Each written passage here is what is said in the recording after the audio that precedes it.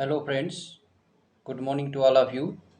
So my dear CSC aspirants, सभी aspirant जो UPSC और पीएससी की प्रिपरेशन कर रहे हैं सिविल सर्विस एग्जामिनेशन के लिए, आज ये लेक्चर्स उनके लिए है। कॉन्स्टिट्यूशनल बॉडीज़ पे हम लेक्चर डिस्कस कर रहे हैं और 2 डेज़ प्रायर हमने इलेक्शन कमीशन जो कॉन्स्टिट्यूशनल बॉडी है उस पर लेक्चर डिस्कस किया था। और आज हम union public service commissions and state public service commission के बारे में डिस्कस करेंगे फ्रेंड्स। तो बिफोर स्टार्ट द लेक्चर्स, सभी सिविल सर्विस एस्पिरेंट्स से ये रिक्वेस्ट है कि जो भी इस लेक्चर को देख रहे हैं, please subscribe share and like the channels and ये वीडियो सब तक शेयर करने की कोशिश करें और इन्फॉर्मेशन गैदर करें। प्रिलिमिनरी एग्जामिनेशंस में इंडियन पॉलिटी जो कंपोनेंट है उसके 10 to 12 क्वेश्चन आस्क किए जाते हैं। अप्रोप्रिएट इन्फॉर्मेशन रखना बहुत ही एसेंशियल है और विदाउट अप्रोप्रिएट इन्फॉर्मेशन के अलावा अगर आपके पास नहीं है तो आप स्टेटमेंट वाइज पेयर्स वाइज जो पूछे जाते क्वेश्चन हैं प्रिलिमिनरी एग्जामिनेशन में, आप उनका अप्रोप्रिएट आंसर कलेक्ट नहीं कर सकेंगे। तो friends, factuals and analyticals both बहुत इंपॉर्टेंट है। Preliminary and mains point of view से मैं इसको डिस्कस करूँगा और अदर कॉम्पिटिटिव एग्जामिनेशन के लिए भी, जैसे सर्व सिलेक्शन कमीशंस और सर्व सिलेक्शन बोर्ड है स्टेट का, तो उसमें भी इस इंडियन पॉलिटी कंपोनेंट से काफ़ी क्वेश्चन पूछे जाते हैं। सबके लिए इम्पोर्टेंट इंडियन पॉलिटी इम्पोर्टेंट है। पॉलिटिकल साइंस नहीं पढ़ना है आप सब लोगों ने, इंडियन पॉलिटी पर फोकस करना है, यानी एक्सटर्नल फैक्टर जो है। तो friends, union public service commission जो होता है ये एक सेंट्रल रिक्रूटिंग एजेंसी है इंडिया की और it is an independent constitutional body है in the sense that it has been directly created by the constitutions. Article 315 to article 323 और पार्ट आर्टिकल 315 टू आर्टिकल 323 में ये एग्जिस्ट करती है और पार्ट 14 ऑफ द कॉन्स्टिट्यूशंस में इसको कंटेन किया गया है। जितनी भी इसके रिक्रूटमेंट के रिगार्डिंग जो भी वैकेंसीज या जो भी रिक्रूटमेंट करनी, एडवर्टाइजमेंट करनी है गेस्टेड पोस्ट के लिए, जैसे सिविल सर्विस एग्जामिनेशन है, एनडीए हैं, ये सब पैरामिलिट्री फोर्सेस हैं, other central civil service central examination gazetted की हैं, वो सब डील करते हैं यूनियन पब्लिक सर्विस कमीशंस। ये एक रिक्रूटिंग एजेंसी है, रिक्रूटिंग बॉडी है जो इंडिया की एपेक्स रिक्रूटिंग एजेंसी है और ये इन पोस्ट को रिक्रूटमेंट करने की एडवर्टाइज करती है पोस्ट, और ये इंडिपेंडेंट कॉन्स्टिट्यूशनल बॉडी है। इसके powers, independence powers and function जो होते हैं वो अलग से हैं, इनको ये गारंटी दी है, ये एक पावर्स दी है फंक्शन करने की कॉन्स्टिट्यूशन ने, और इसके द्वारा वो ये वर्कआउट करते हैं। कंपोजिशन जो होती है यूनियन पब्लिक सर्विस कमीशन, ये कंसिस्ट की जाती है, इसका चेयरमैन होता है एक और अदर मेंबर्स होते हैं जो अपॉइंट किए जाते हैं डायरेक्टली प्रेसिडेंट ऑफ इंडिया द्वारा। और कॉन्स्टिट्यूशन ने without specifying the strength of the commission has left the matters to the direction of discretion of the president. ये प्रेसिडेंट की ही डिस्क्रिप्शनरी पावर होती है, उनके पास ये छोड़ दी है। हु डिटरमाइंस, वही प्रेसिडेंट ऑफ इंडिया डिटरमाइंस करते हैं इसकी कंपोजिशन को। यूजुअली कमीशन कंसिस्ट किया जाता है 9 to 11 मेंबर्स और एक चेयरमैन होते हैं उनके, इंक्लूडिंग चेयरमैन 9 to 11 मेंबर्स होते हैं, इंक्लूडिंग चेयरमैन भी उनमें होता है। मिनिमम 9 एंड मैक्सिमम 11 होते हैं इंक्लूडिंग चेयरमैन मिला के। फर्दर इनकी जो नो क्वालिफिकेशन और कोई क्वालिफिकेशन प्रेस्क्राइब नहीं है फॉर द कमीशन मेंबरशिप के लिए, और except that one half of the members of the commission should be such person who have held office for at least 10 year either in the government under the government of India, यानी जिन्होंने government of India के office में 10 years तक as a gazetted level की post पर जिन्होंने job किए हैं, जो अपॉइंटेड रहे हैं, जिन्होंने वर्कआउट किया है, उनको एज ए मेंबर्स अपॉइंट किया जा सकता है। वो कोई भी हो सकते हैं गेस्टेड लेवल की पोस्ट से, उनको as a membership union public service commission में एज ए मेंबर्स अपॉइंट किया जाता है। अंडर द या गवर्नमेंट ऑफ स्टेट की भी हो सकते हैं, सेंट्रल गवर्नमेंट के भी हो सकते हैं। कॉन्स्टिट्यूशन ने ये भी अथोराइज किया है प्रेसिडेंट को कि वो डिटरमाइन कर सकते हैं conditions of service of the chairman कितनी रखनी है और other members of the commissions. So chairman and member जो होते हैं कमीशंस के, वो होल्ड करते हैं ऑफिस को 6 ईयर। उनका टेन्योर ही 6 साल तक होता है, 6 ईयर तक, चेयरमैन का भी और मेंबर्स का भी, until the age of attain of 65 years. 65 की एज तक वो अपना कार्यकाल कर सकते हैं, अपने ऑफिस को कंटिन्यू कर सकते हैं। सो इन दोनों में से अगर 65 ईयर्स अर्लियर हो जाता है या फिर 6 ईयर अर्ली हो जाता है, विच एवर इज अर्लियर, तो वो रिटायर्ड हो जाते हैं।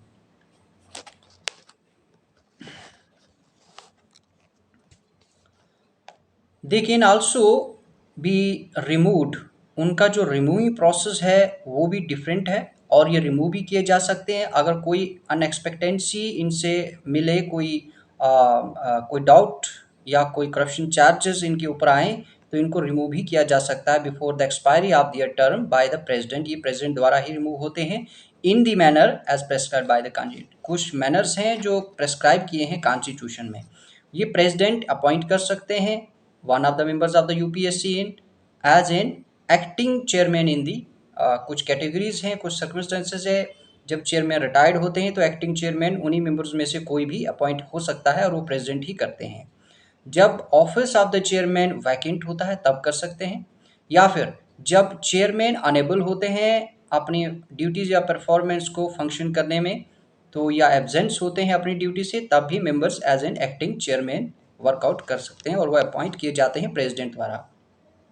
एक्टिंग चेयरमैन फंक्शन तब तक कर सकते हैं जब तक नया चेयरमैन अपॉइंट नहीं होता है और वो एंटर नहीं होता अपनी ड्यूटीज़ पर, तब तक वो उस ऑफिस में एज एन एक्टिंग चेयरमैन का वर्क करते हैं और रिज्यूम करते हैं ड्यूटीज़ को अपनी।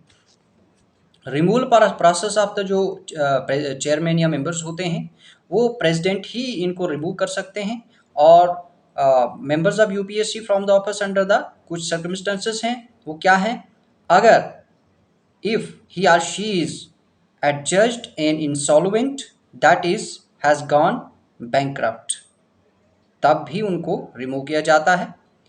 Second point, if he or she यानी मेंबर या चेयरमैन, जो वोमेन या मैन कोई भी हो सकते हैं, अगर वो एंगेज होते हैं अपने टर्म ऑफ ऑफिस के दौरान किसी भी in any paid employment outside the duties of his or her office, तब भी उनको रिमूव किया जा सकता है।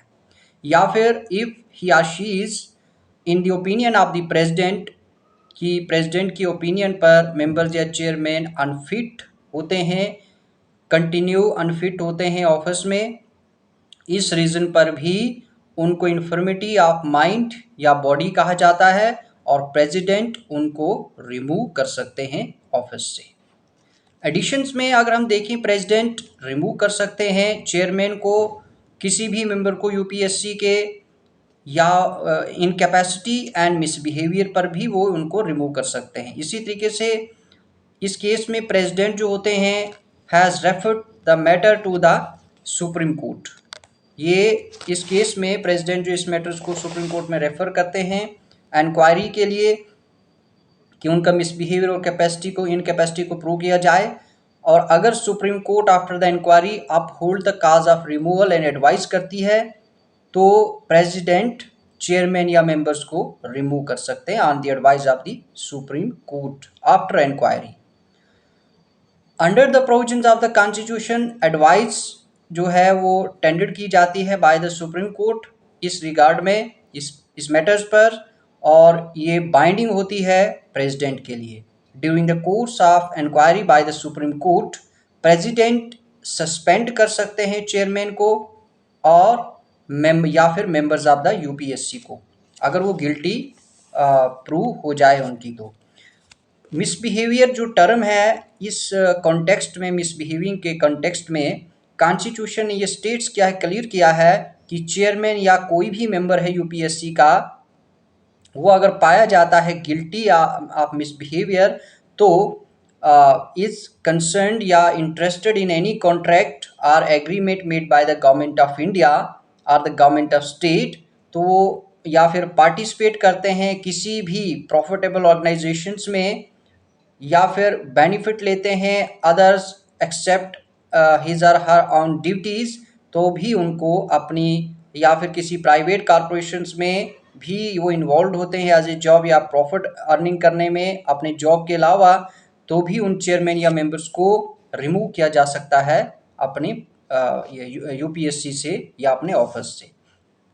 इंडिपेंडेंस जो है इस बॉडी की, इस रिक्रूटमेंट एजेंसीज की, वो कॉन्स्टिट्यूशन ने निर्धारित की है और कॉन्स्टिट्यूशन ने ये पावर्स दी है इनकी इम्पार्शियल फंक्शन की, कि यूपीएससी जो भी रिक्रूटमेंट्स करेगी या एडवर्टाइजमेंट्स करेगी वो विदाउट पार्शियलिटी यानी इम्पार्शियल फंक्शनिंग करेगी। तो चेयरमैन और मेंबर जो होते हैं यूपीएससी के, वो रिमूव किए जा सकते हैं उनके ऑफिस से बाय द प्रेसिडेंट, सिर्फ only in the manner and on the ground जो मेंशन्ड है कॉन्स्टिट्यूशन में। इसीलिए the enjoy security of tenure, they enjoy the security of tenure. Second, conditions of service जो होती हैं चेयरमैन या मेंबर्स की, वो डिटरमाइंड की जाती हैं बाय द प्रेसिडेंट, ना ही कि किसी मिनिस्टर द्वारा। वो प्रेसिडेंट ही उसको डिटरमाइन करते हैं कि उनको कितना टर्म उनका रखना है, 5 या 6 ईयर। एट प्रेजेंट तो 6 ईयर है। Can not vary to his or her disadvantage after his or her appointment.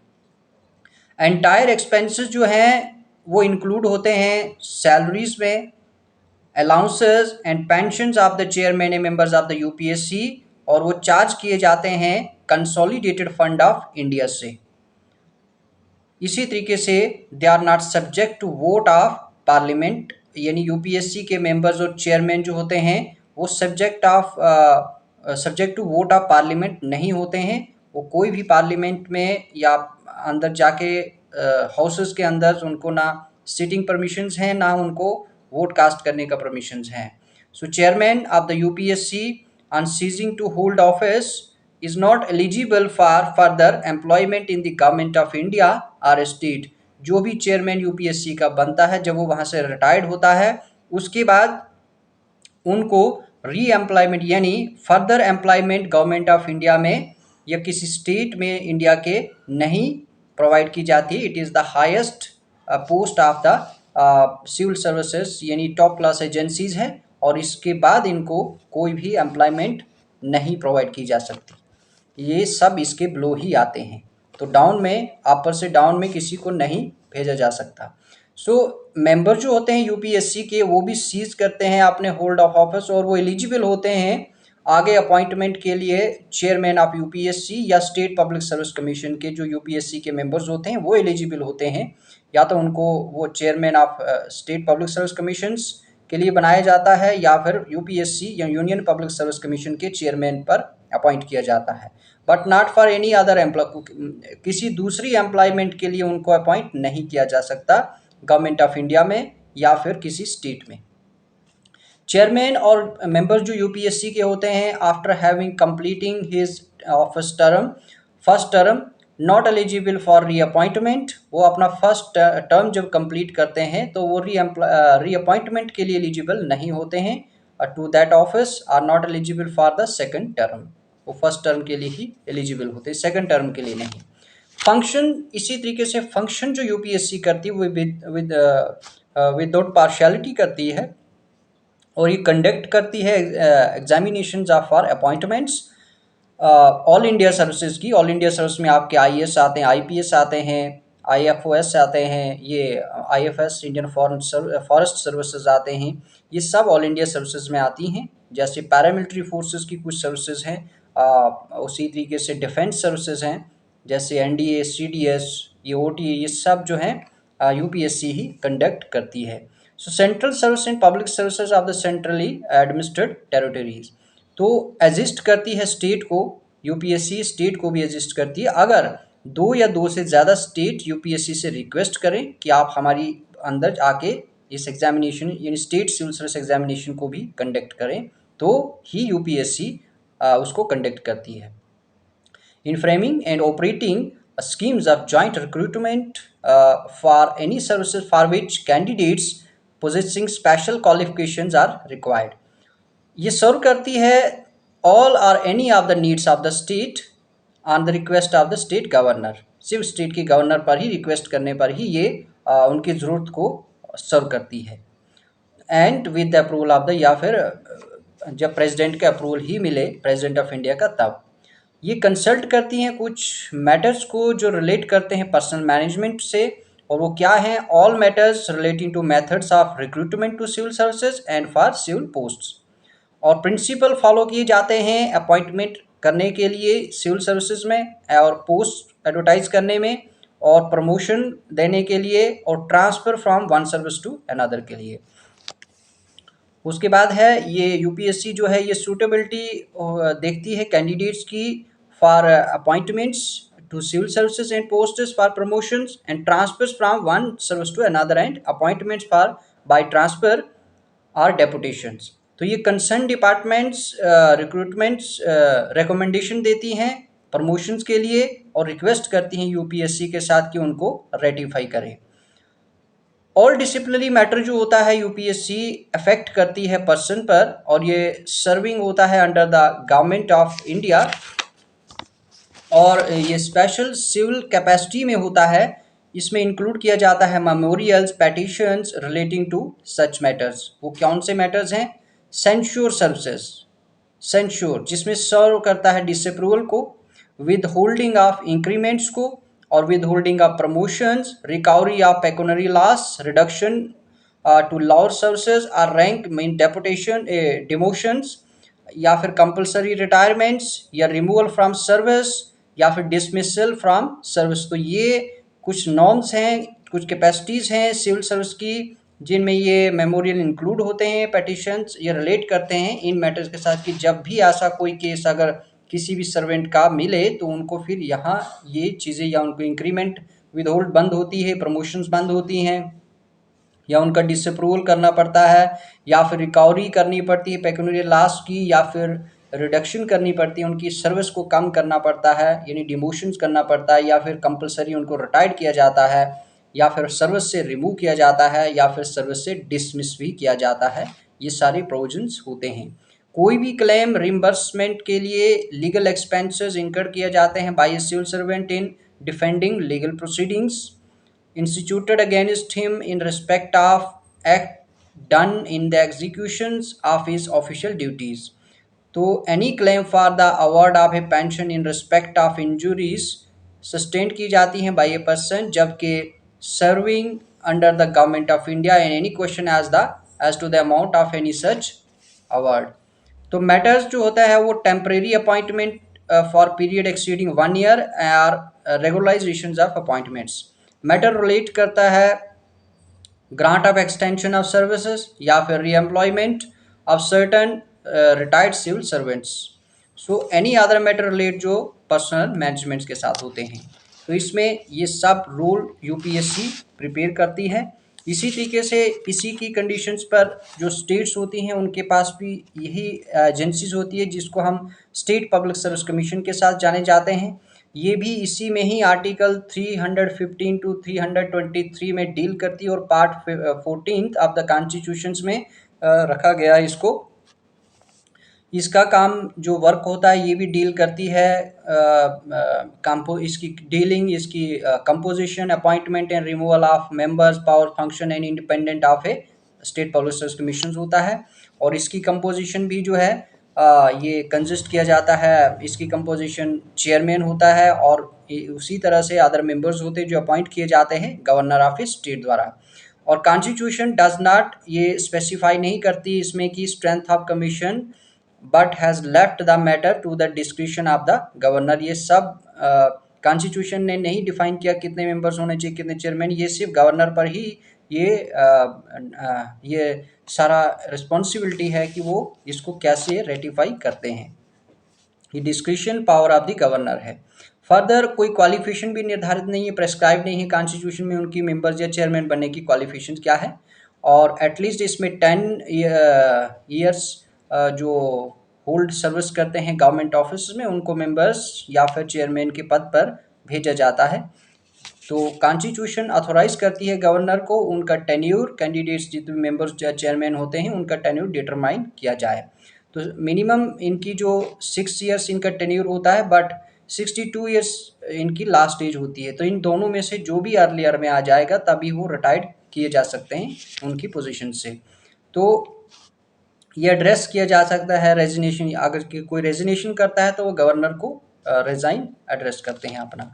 तो गवर्नर अपॉइंट करते हैं इनको members of state public service commission, और एक्टिंग चेयरमैन भी वही अपॉइंट करते हैं। वो तब करते हैं जब प्रेजेंट जो चेयरमैन होता है उनकी पोस्ट वैकेंट होती है, या फिर वो एब्सेंट होते हैं अपने ड्यूटीज़ पे, या अनेबल होते हैं अपने ड्यूटी को परफॉर्मेंट करने से। तो रिमूवल प्रोसेस जो होता है वो थोड़ा डिफरेंट रहता है स्टेट पब्लिक सर्विस कमीशन का। Appointed state public service commission के चेयरमैन और अपॉइंट मेंबर्स जो हैं वो गवर्नर अपॉइंट करते हैं, बट उनको गवर्नर रिमूव नहीं कर सकते। जैसे public union public service commission में प्रेसिडेंट ही अपॉइंट करते हैं, प्रेसिडेंट ही उनको रिमूव करते हैं। बट यहाँ पर ऐसा नहीं है, यहाँ पर गवर्नर अपॉइंट करते हैं और प्रेसिडेंट उनको रिमूव कर सकते हैं। सिर्फ प्रेसिडेंट ही के पास ही ये पावर है कि स्टेट पब्लिक सर्विस कमीशन के मेंबर्स और चेयरमैन को भी प्रेसिडेंट रिमूव कर सकते हैं, गवर्नर नहीं। प्रेसिडेंट इनको रिमूव करते हैं, रिमूव कर सकते हैं कुछ ग्राउंड्स पर, और ये कुछ मैनर्स हैं, कुछ ग्राउंड्स हैं चेयरमैन और मेंबर्स को रिमूव करने के। यूपीएससी में सेम उसी कंडीशंस पे इनके भी बनाए यही रूल्स फॉलो होते हैं। ये इंसॉल्वेंसी में ये पकड़े जाएं, या बैंक्रप्सी में, या फिर एंगेज हों किसी दूसरे ऑफिस में वहाँ प्रॉफिट जनरेट करने में, आउटसाइड में एम्प्लॉयमेंट करते हों, या फिर ओपिनियन ऑफ प्रेसिडेंट पर ये कंटिन्यू ऑफिस ना आते हों, या फिर किसी भी रीज़न से इन्फॉर्मेटिव ऑफ माइंड हों, तभी ये उन अपने पोजीशन से इनको प्रेसिडेंट द्वारा रिमूव किया जाता है। ये रिमूविंग प्रोसेस जो होता है ये सुप्रीम कोर्ट में इनकी इंक्वायरी बैठाई जाती है, और सुप्रीम कोर्ट बाध्य है एडवाइस देने में। अगर वो गिल्टी प्रूव होते हैं या मिसबिहेवियर इनकैपेसिटी प्रूव होती है किसी मेंबर या चेयरमैन की, तो सुप्रीम कोर्ट एडवाइस करते हैं प्रेसिडेंट को, और उनकी एडवाइस बाइंडिंग होती है प्रेसिडेंट के लिए, और प्रेसिडेंट उस एडवाइस पर उस मेंबर्स या चेयरमैन को उनकी पोजीशन से रिमूव कर सकते हैं। तो जिस तरीके से यूपीएससी एक इंडिपेंडेंट पार्टी बॉडी होती है कंट्री की रिक्रूटमेंट करने में, इसी तरीके से स्टेट पब्लिक सर्विस कमीशन भी इंडिपेंडेंट बॉडी होती है स्टेट में रिक्रूटमेंट करने में। चेयरमैन और members of state public service commission जो है रिमूव किए जा सकते हैं अपने ऑफिस से by the president on only in the manner and on the grounds mention in the constitution. So इसलिए ये एंजॉय करते हैं सिक्योरिटी ऑफ टेन्यूर को, और condition of service of a chairman या मेंबर जो होते हैं वो डिटरमाइन किया जाता है गवर्नर द्वारा, और ये वेरी नहीं कर सकते हैं कि उनकी जो उसका डिसएडवांटेज आफ्टर इज अपॉइंटमेंट ये वेरी नहीं होता है।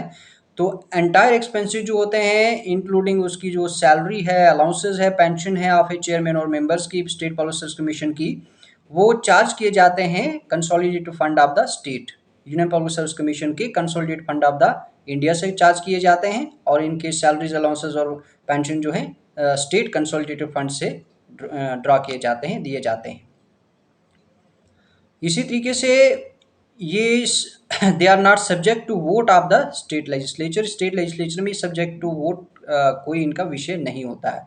So chairman of state public service commission जो होती है जब सीज करते हैं अपने ऑफिस को, तो ये दोबारा अपॉइंटमेंट के लिए जो है एलिजिबल नहीं होते हैं। Is eligible for appointment as ये एलिजिबल होते हैं for appointment as the chairman या फिर member of the UPSC. UPSC के चेयरमैन जब रिटायर्ड होता है वो इनएलिजिबल रहता है, वो एलिजिबल नहीं रहते हैं।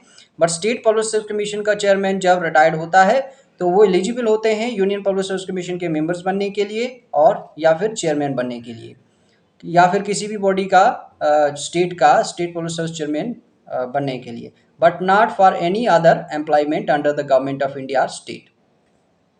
मेंबर ऑफ जो स्टेट पब्लिक सर्विस कमीशन होते हैं जब वो अपना ऑफिस होल्ड करते हैं, सीज करते हैं, तो वो भी एलिजिबल होते हैं अपॉइंटमेंट एज द चेयरमैन और मेंबर्स ऑफ द यूपीएससी के लिए, as the chairman of that UPSC state public service commission या फिर any other state public service commission में, but not for any other employment under the government of India for a state.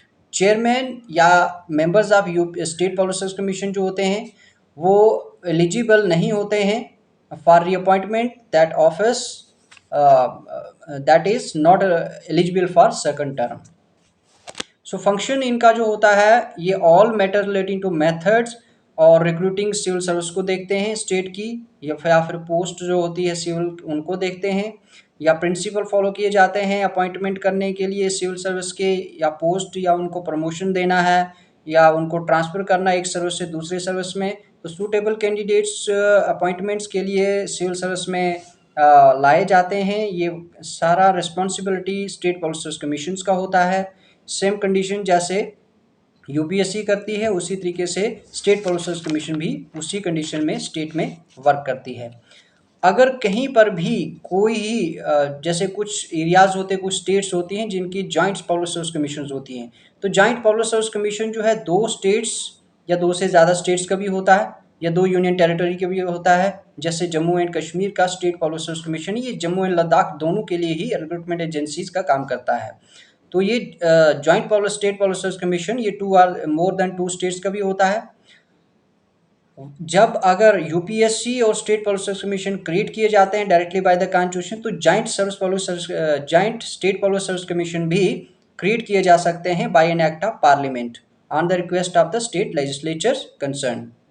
इसी तरीके से joint state public service commission ये एक statutory body होती है, बट ये constitution not a constitutional body, ये कॉन्स्टिट्यूशनल बॉडी नहीं होती है। इसी तरीके से टू स्टेट जैसे पंजाब और हरियाणा है जिनका joint service public service commission है, जम्मू कश्मीर एंड लद्दाख है जिनका joint service public service commission.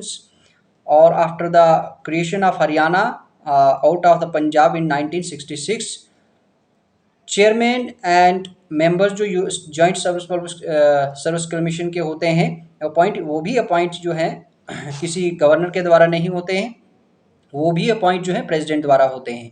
President ही उनको अपॉइंट करते हैं और वो होल्ड करते हैं अपना टर्म 6 ईयर्स के लिए until they attain of age of 62 years. दोनों में से जो अर्लियर होता है वो तभी वो रिटायर होते हैं, विच वर इज अर्लियर।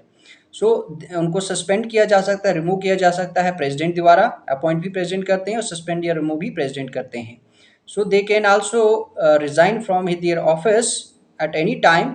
तो उनका किसी अगर वो रिज़ाइन देना चाहें किसी टाइम पे वो दे सकते हैं, बट उनका रेजिग्नेशन जो सबमिशन है वो लेटर जो है प्रेसिडेंट को ही सौंपा जा सकता है, किसी और को नहीं। So number of members of joint service public service commission के जो होते हैं, joint state public service commission के, and their conditions of service वो डिटरमाइन की जाती हैं प्रेसिडेंट द्वारा, ना कि किसी गवर्नर द्वारा। तो joint state public service commission presents करते हैं annual performance report to each of the concern state, governors को ना कि प्रेसिडेंट को। और ईच गवर्नर जो है प्लेसेस करते हैं इस रिपोर्ट को बिफोर द स्टेट लेजिस्लेचर। तो union public service commission can also serve the needs of a state on the request of the state governor and with the approval of the president.